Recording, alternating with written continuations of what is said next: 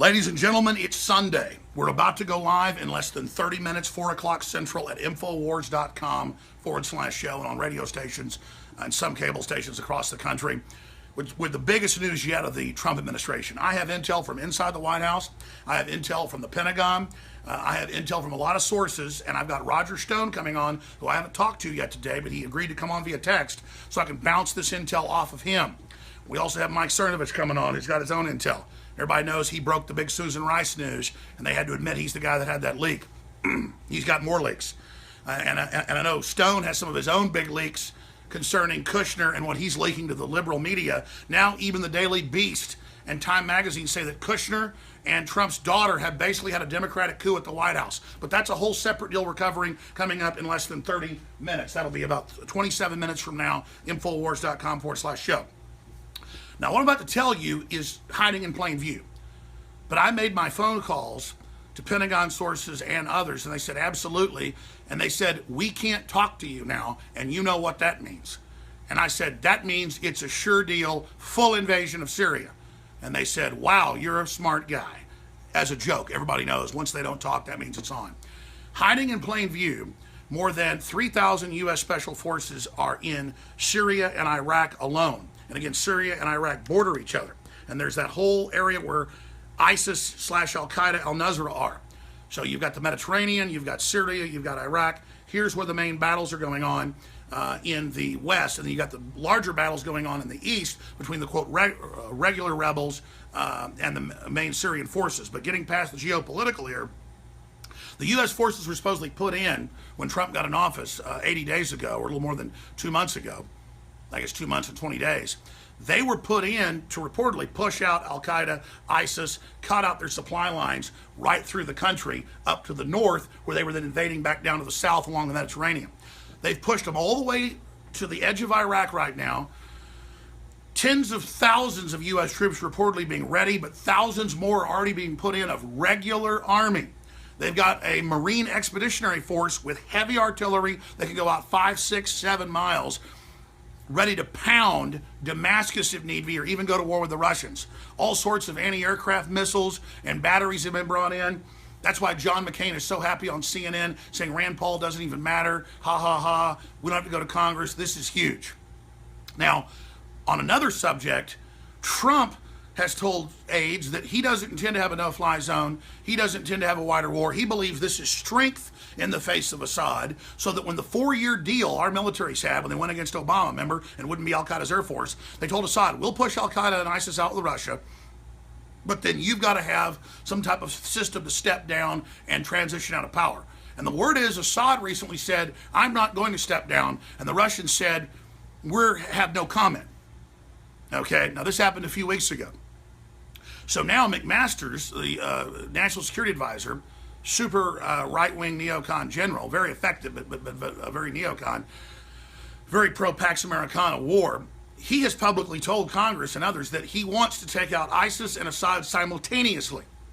Total nation building, the opposite of what Trump said when it was Hillary and Obama and the globalists and the neocons, John Kerry, all of them, that started this thing 6 years ago by sending in the jihadi forces, the ISIS, Al-Qaeda forces into Syria to overthrow it. Our government backed them. The Council on Foreign Relations admitted that. Our military found its conscience and said no to this 4 years ago.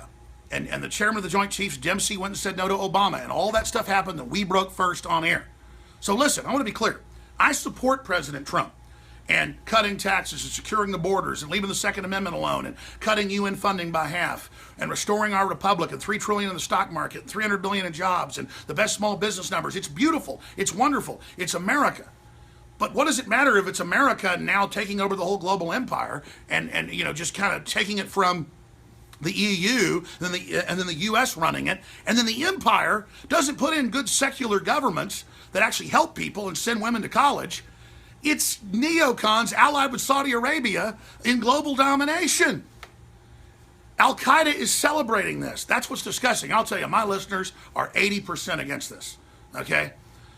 I don't want what the left's celebrating and the big foundations are celebrating, breaking all of Trump's middle-class, blue-collar, hardworking, pro-jobs Americana folks that aren't left or right that supported him, breaking them away from him with this, so that then he falls completely to the globalist and then goes with their agenda completely. You understand, we're in a fight now like two dogs in a tug of war for the soul of this country. We know Trump's better than Hillary, but we know he started to slide sideways with that health bill, better than Obamacare, but not much. And now with this. So we have to be more active lobbying Trump, more active with our congressmen and the Freedom Caucus that's so key, more active with the good state legislators and the 900 patriots that got elected to state houses and all the new Republican governors that aren't compromising.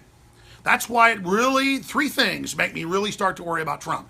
The bad health bill, then he attacked the Freedom Caucus 2 weeks ago as if they were the enemy, and then now he's sliding on his promises with Syria. If he just did this to look strong to the Chinese, and he just did this because the Russians agreed to get rid of the chemical weapons 4 years ago in that agreement, and they hadn't, and he was blowing them up on the spot, as the agreement said, if he said that, fine. But clearly, they're not going to attack with chemical weapons when they're winning the war and the U.S. is about to push ISIS out. Why the hell would they do that when the week before, 10 days ago, Tillerson, Secretary of State, said Assad might be able to stay? Assad might be able to stay. Oh, God, let me launch some chemical weapons and make sure the red line gets passed. They turn against me. The American people, at least a large segment of them, of every race, color, and creed, are educated about this now. I'm not going to just throw Trump under the bus and throw it all out in all of our successes against political correctness and the New World Order and America, not globalism, just because this happens.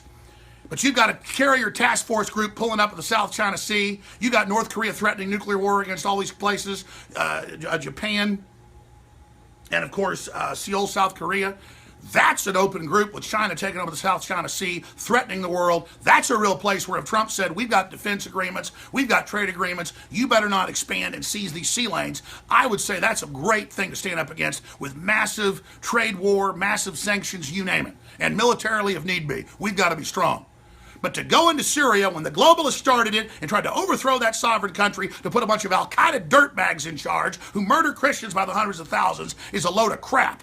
The globalists want to sow division and collapse, not just here, but in Russia and in the Middle East. They made a failed state in Libya. They're making failed states in Syria. They overthrew our allies in Egypt and put Muslim Brotherhood crap asses in. And to see that global sick strategy is being now begin to be picked up by Trump is BS, and he needs to hear from we, the American people, not just a bunch of bitching about, oh, he sold us out. He's surrounded. They're ignoring his orders. The whole government's in rebellion against him. And the neocons are running it with the Democrats, telling him capitulate to their agenda and they'll let him stay in office. Well, he should know this. They want to destroy you because of the image of nationalism you created. And they're going to get you to carry out their will to drive away your support.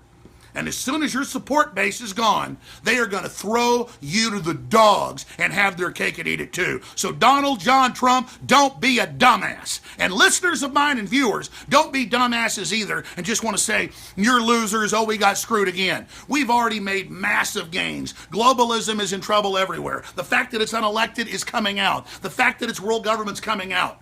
So we need to press the attack and tell Trump and everybody else, listen, we didn't elect your daughter as president. We didn't elect Jared Kushner as president. We elected you because of people like Stephen Bannon and what you stood for and the first 70 days where you delivered on everything. Now the last 10 days or everything, you're crapping all over that in the name of strength. And all I know is you don't want McMaster's and others who've got a massive ground force already on the ground to move this into a full war in the Middle East. Now, that's what it comes down to, ladies and gentlemen. I love my children, and I love this planet, and I love God. We should all be praying for peace, because this is an incredible betrayal. I want to tell Trump one more thing. Everybody hated Obama. Everybody hated George W., who got installed. The fact that people loved you and you spoke out against globalism, if you turn on them, they're going to hate you like a woman scorned. So, Donald Trump, don't think you're going to slick your way out of this one if you're starting to go sideways. Now, if you know what you're doing and we don't understand what's happening, that's fine. It's very encouraging to hear at the White House meetings, you're saying no fly zones are off the table, we're not going to war with Syria. But the neocons and their people are signaling everywhere that's what's happening, and they're all over the news saying Russia was behind the chemical attack now, and John McCain says they're the real enemy, and we need to go to war with them. And we need to go to war in Ukraine, when again, George Soros and the globalists started that again. I'm not on Russia's side. I'm on the side of my memory. I know what happened. I'm informed. We're live in 15 minutes at Infowars.com. Come over here. Wilson doing a great job. We're live, I guess it's about 17, 18 minutes at Infowars.com/show. History's happening. Now, if the people wake up like we did, 4 years ago, 5 years ago, and say no to what happened in Syria, we can't avoid another world war. We just passed the 100-year anniversary of World War I, and the United States being involved in that, ladies and gentlemen. And we've got more people up there holding up their images of little dead kids. You notice, oh, here's the final statement. You see any dead kids from the photos in Stockholm, Sweden, with the guy running over a bunch of people and killing them? No. You see any images of dead people with the ISIS bombings of churches in Egypt this week? Hell no. You didn't see any of that, did you? Because they don't want you to care about that because they're allied with ISIS and Saudi Arabia. But you saw the kids, the photos of the nerve gas kids and the videos, didn't you? If we show that kind of stuff any other time, they block our YouTube channels, they take us off cable TV. But the establishment, they're able to show you the images of little kids when they want to wave the bloody shirt and manipulate you. This is so fake, it makes my head spin. We're live again in about 15 minutes, Infowars.com/show. Spread this video, spread these links, because we're in a fight for the heart and soul of this country. Globalism is imploding worldwide, and as usual, the unelected authoritarian system of planetary corporatism that calls itself globalism, this crony capitalist system that's anti-free market, is using war again to try to claw back out of the defeat they're having at the hands of the people. We're fighting for this republic, and we've only begun to fight. And for anybody that ever thinks that just because Trump calls me or all this BS, that I wouldn't turn on him in a minute if he starts screwing with the American people, you're full of crap. Infowars.com/show.